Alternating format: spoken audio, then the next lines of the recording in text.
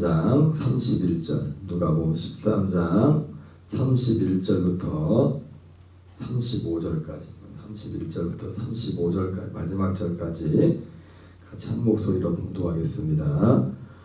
곧 그때에 어떤 바리새인들이 나와서 이르되 나가서 여기를 떠나소서, 헤롯이 당신을 죽이고자 하나이다. 이르시되 너희는 가서 저 여호에게 이르되 오늘과 내일은 내가 귀신을 쫓아내며 병을 고치다가 제3일에는 완전하여 지리라 하라. 그러나 오늘과 내일과 모레는 내가 갈 길을 가야 하리니 선지자가 예루살렘 밖에서는 죽는 법이 없느니라. 예루살렘아 예루살렘아, 선지자들을 죽이고 내게 파송된 자들을 돌로 치는 자여, 암탉이 제 새끼를 날개 아래에 모음같이 내가 너희의 자녀를 모으려 한 일이 몇 번이냐. 그러나 너희가 원하지 아니하였도다. 보라, 너희 집이 황폐하여 버림받으리라. 내가 너희에게 이르노니 너희가 주의 이름으로 오시는 이를 찬송하리로다 할 때까지는 나를 보지 못하리라 하시니라. 아멘. 오늘은 누가복음 13장 31절부터 35절까지 본문의 말씀을 중심으로 사명을 위한 마지막 불꽃, 사명을 위한 마지막 불꽃이라는 제목으로 하나님의 말씀을 전하도록 하겠습니다.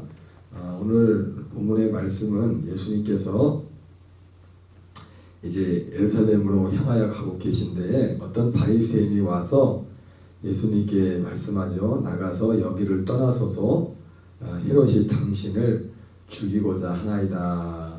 이런 말을 합니다. 여기서 말하는 헤롯은 헤롯 안티파스를 말하는 거죠. 일전에도 오늘 이 바리새인이 예수님에게 헤롯이 당신을 죽이려 한다고 이렇게 말씀했는데, 그도 그럴 것이 우리가 성경에 보면은 그 헤롯이, 이 헤롯 안티파스가 세례 요한을 죽이지 않았습니까? 그래서 세례 요한이 죽고 난 이후에 그 예수님에 대한 소문을 듣고서 이 헤롯이 스스로 그런 생각을 했죠. 야, 이 죽었던 세례 요한이 다시 살아나지 않고는 이런 능력이 저 안에 역사할 수 없다. 그때부터 어쨌든 이 헤롯은 세례 요한도 죽이기도 했지만 자기 어떤 정치적인 그런 이유로 인해서 예수님에 대한 어떤 경계를 가지고 있었습니다. 오늘 이 바리새인이 예수님께 와서 이런 말을 한 것은 두 가지 이제 그 가능성이 있을 수 있죠. 실제로 순수한 의도에서, 근데 사실 바리새인이 와서 예수님한테 이런 그 예수님을 생각해서 이런 말을 한다는 것이 또 아이러니한 부분도 있지만 예수님이 피하라고, 아마도 예수님이 이제 예루살렘으로 가는 중에 있었기 때문에 성경학자들은 예수님이 갈릴리 어떤 지역이나 베레아 지역, 그 갈릴리와 이제 베레아 지역이 헤롯 안티파스가 통치하는 지역이었죠. 그래서 세례 요한이 죽임을 당한 것도 사실은 다른 지역으로 헤롯 빌립이 통치하는 아마 그 지역에 있었으면 세례 요한도 사실은 죽임을 당하지 않았을 텐데, 세례 요한이 이제 헤롯 안티파스가 통치하는 그 지역에 있음으로 인해서 그가 잡혀서 죽임을 당하는 그런 일이 있었습니다. 어쨌든 여러 가지 가능성이 있지만 이 바리새인이 예수님께 그렇게 말을 하자 그 자신이 알아서 이 예수님을 위하는 마음으로 이런 말을 했을 가능성도 있고, 또 아니면 그 아예 헤롯도 그렇다고 예수님을 함부로 죽이긴 쉽지 않았죠. 그래서 사실 왜냐하면 세례 요한을 죽일 때도 헤롯이 그가 어쩔 수 없이 자기에 대해서 나쁜 소리를 하지만 감옥에만 가둬놨지, 헤롯이 사실은 세례 요한을 함부로 못 죽였죠. 왜냐하면 백성들이 선자라고 생각하고 있었기 때문에, 그런 민심이 있었기 때문에 정치가로서 함부로 세례 요한을 죽일 수 없었지만 그 잔칫날에 그 모든 사람들 앞에서 그 헤로디아의 딸과 그 약속했던 그것 때문에 어쩔 수 없이 세례 요한의 목을 달라는, 내가 내 재산의 뭐 절반이라도 내가 떼어주겠다, 내가 뭐든지 말해라 했을 때 그 약속 때문에 어쩔 수 없이 헤롯도 세례요한을 죽일 수밖에 없었던 것이지, 이 정치적인 어떤 부담감, 특별히 자기가 통치하고 있는 그 지역에서 예수님께서 그쪽에 있다는 것이 어떤 정치적인 부담감이 많이 있었던 것 같습니다. 그래서 실제로 오늘 본문은 그 사람들로 하여금 예수님을 위협해서 이 지역에 활동하지 말고 다른 지역에 활동하는 어떤 그런 의미가 있을 수도 있겠습니다. 그러자 예수님이 말씀합니다. 이르시되 너희는 가서 저 여호에게 이르되 오늘과 내일은 내가 귀신을 쫓아내며 병을 고치다가 제3일에는 완전하여 지리라 하라. 그래서 이 32절 말씀에도 보면, 그래서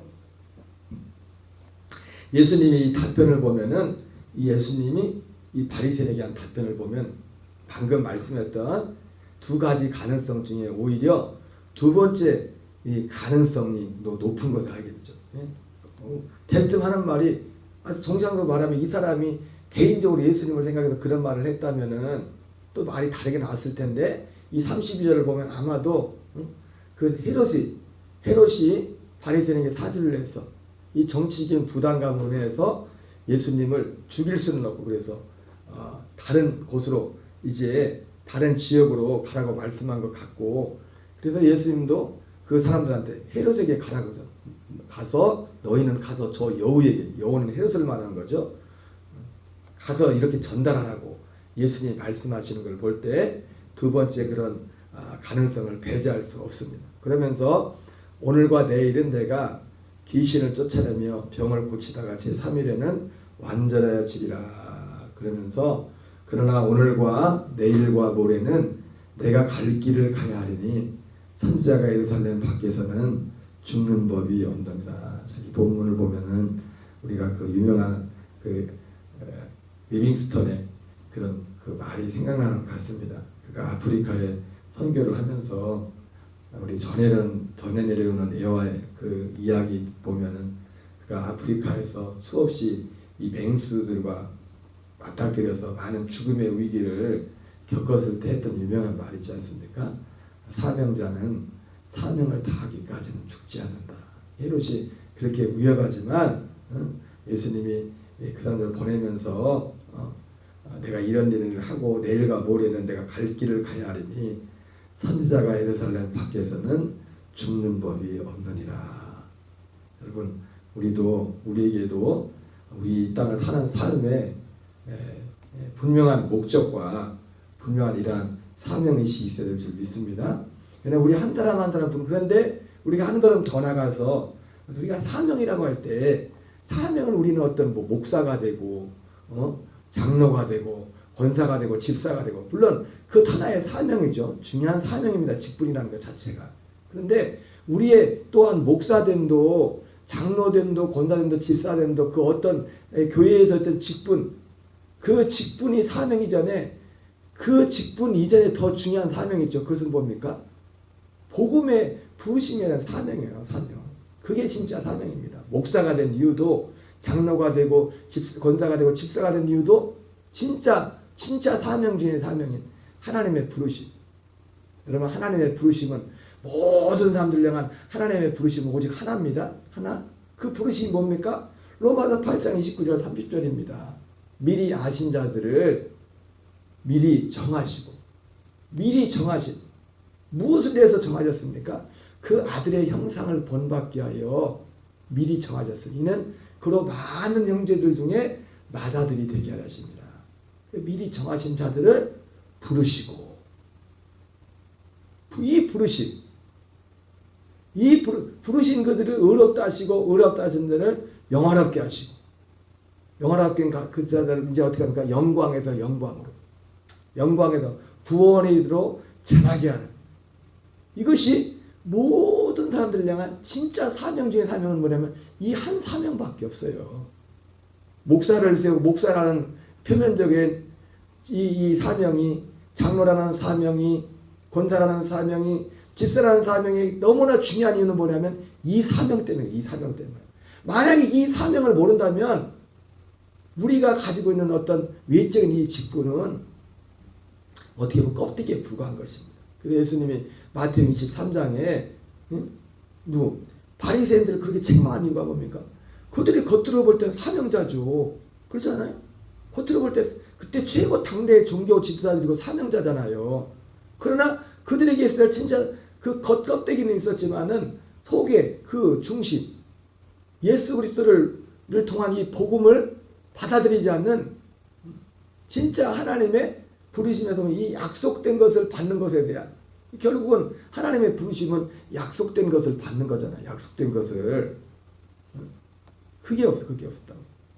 여러분 오늘 예수님이 우리도 예수님과 같이 예수님은 예수님으로서 분명히 가야 될 그 길을 분명히 알고 있었습니다. 그런 것처럼 우리도 우리가 어디에 살든지 얼마나 재력과 얼마나 건강과 그 세상적인 그 배경이 어떠하든지 간에 그 겉으로 드러난 그것보다 더 중요한 게 뭐냐면 많은 사람들이 예수님 믿는다면서 실패하는 이유가 뭐냐면은 그 겉껍데기를 붙들고 하게 돼요. 겉껍데기를. 우리의 진짜 부르심 사도 바울이 말했던 것처럼 우리의 바라는 것이 다만 이 세상의 삶뿐이면 우리가 이 세상에서 가장 불쌍한 자다. 우리가 물과 성령으로 거듭나서 베드로의 말처럼 베드로전서 2장에 또 가서 신령한 자를 하며 구원으로 자라가는 그리스도와 연합을 자라가는 이 일을 알지 못하고 살아간다면 나머지 것들은 아무것도 아닙니다. 바울은 오직 그가 하나를 바라고 나왔어요. 그렇다고 여러분 세상에 겉으로 드러나는 것이 잘못됐다는 게 아니죠. 사도 바울이 빌립보서에서 내가 비천에 처할 줄도 알고 풍부에 처할 줄도 알아. 하나님이 우리에게 어떤 부를 주시면 그 부를 통해서 부를 누리고 그걸 통해서 하나님이 어떤 일을 하는 이것도 선한 것입니다. 그러면 우리가 가난에 처하면 그 자체로 잘못된 겁니까? 아니에요. 그럴 수도 있고 그럴 수도 있어요. 중요한 거 보면 사도 바울은 그것이 전혀 문제가 되지 않다는 겁니다. 왜냐하면 그의 삶의 진정한 만족은 그 혼은 소유에 넉넉한 그 어떤 것에 있지 않았기 때문에 그렇기 때문에 가난이 그를 넘어지게 할 수도 없고 부가 그를 넘어지게 할 수도 없어요. 왜냐하면 그의 삶은 오직 그리스도와의 연합 옛사람은 죽음에 넘겨주고 그리스도의 생명으로 사는 그것이 그의 삶의 표대이기 때문에 그렇습니다.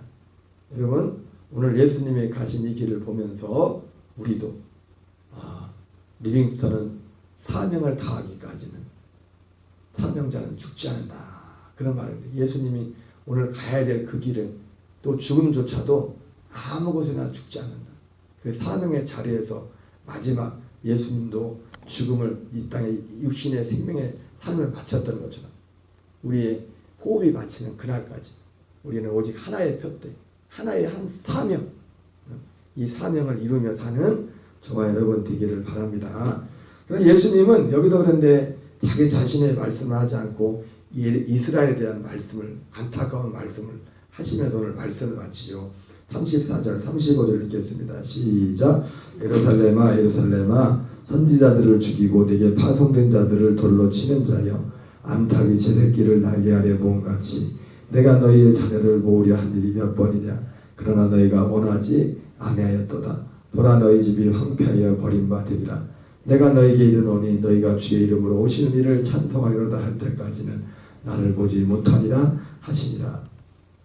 사도 바울은 자기 동족 유대인들이 예수 그리스도를 거부하는 거기에 대한 어떤 굉장히 남다른 고통과 속에서 끊이지 않는 괴로움이 있었다고 로마서 9장 10장 11장에서 사도 바울이 계속해서 말씀하고 있는데 예수님이 이 유대인들 예루살렘을 향한 유대인들 향한 마음이 모르겠습니까? 모르겠어요.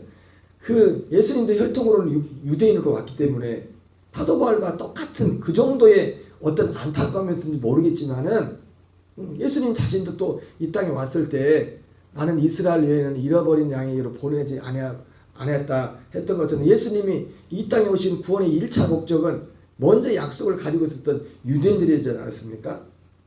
그 정도 바울이 가지고 있던 그 정도의 안타까움인지는 모르겠지만은 오늘 본문의 말씀을 통해서 오늘 예루살렘에 대한 유대인들에 대한 특별히 예수 그리스도를 받아들이지 않아. 그러나 너희가 원하지 않았도다.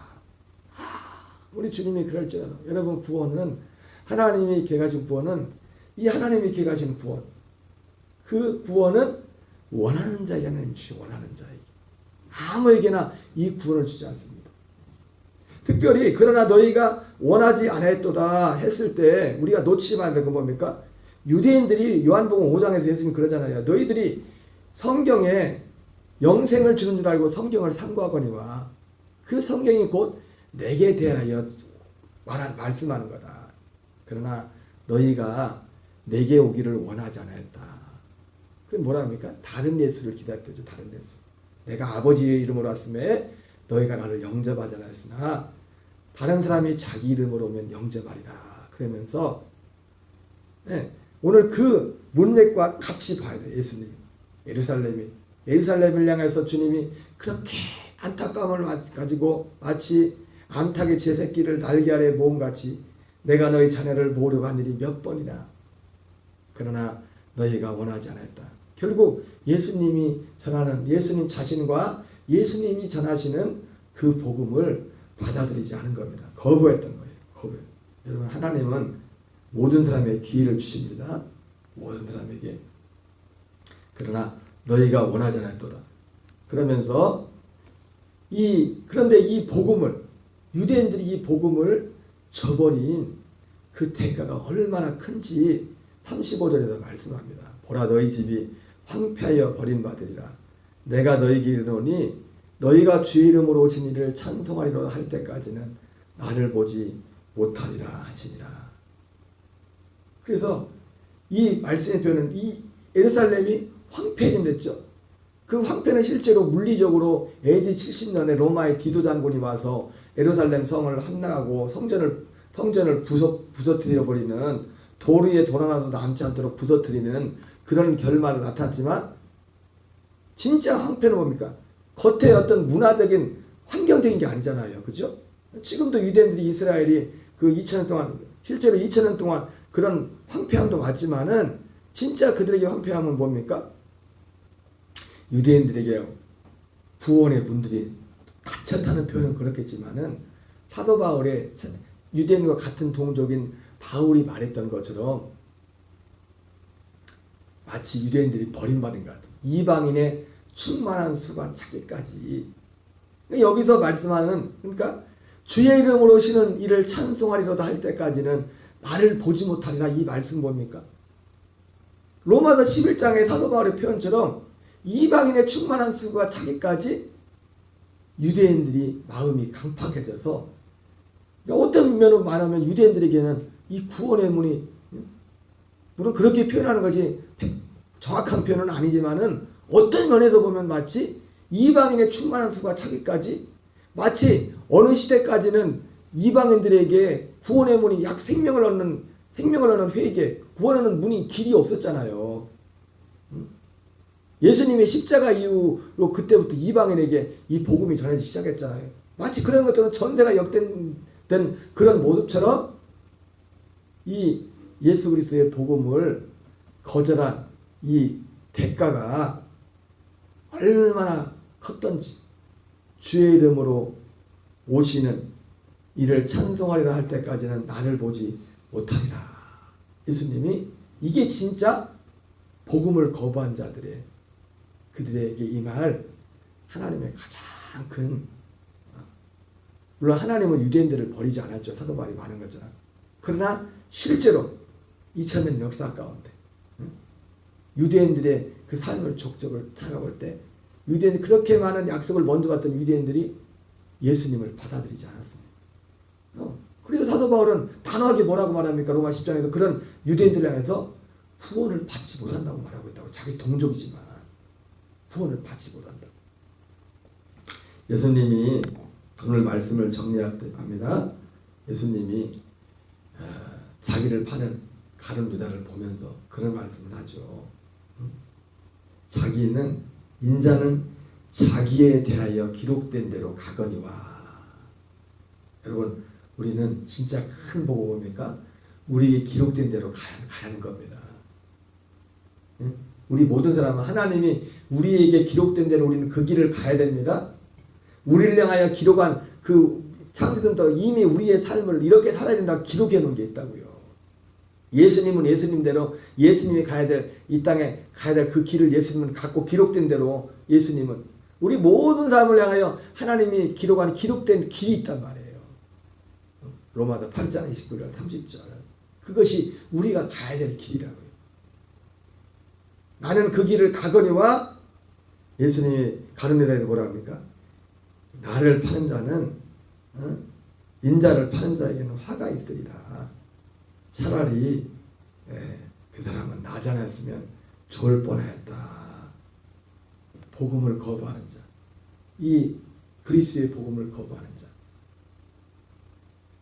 이게 어떻게 보면 이 복음을 거부한 자는 결국 예수님을 판 가룟 유다와 같이 그런 운명. 참 가슴 아프지만 오늘 자기 육신의 동족이었던 유대인들을 바라보면서 그래서 그렇기 때문에 오히려 더 많은 애착을 가지고 사도 바울과 같은 그런 애착이었는지는 모르겠지만은 그들을 암탉의 제 새끼를 날개 아래 품은같이 그렇게 주님이 그렇게 힘을 쏟았지만 그러나 그들이 원하지 않았고 심지어 예수님을 죽이고 복음을 거부하는 그런 자리에 갔을 때 그 땅은 황폐하게 되고 단지 물리적인 황폐뿐만 아니라 영적인 황폐, 복음의 문이 완전히 닫혀버린 것 같은 이방인의 충만한 수가 차기까지 주의 이름으로 오신 이를 찬송하리라 할 때까지 긴 시간 동안 복음의 사각지대가 되어버린 그런 이스라엘이 되게 되었습니다. 여러분 오늘 우리에게 주어진 사명자는 사명을 다하기까지 죽지 않는다는데 우리가 사는 목적이 무엇입니까? 오직 바울과 같이 이 표대를 향하여 달려가는 저와 여러분 되시기를 주의 이름으로 축원합니다. 우리 주기도문으로 마치겠습니다. 하늘에 계신 우리 아버지여 이름이 거룩히 여김을 받으시오며 나라 임하옵시며 뜻이 하늘에서 이루어지는 것 같이 땅에서 이루어지이다. 우리에게 일용할 양식을 주옵시고 우리가 우리에게 죄 지은 자를 사하여 준 것 같이 우리의 죄를 사하여 주옵시고 우리를 시험에 들게 하지 마옵시며 다만 악에서 구하옵소서.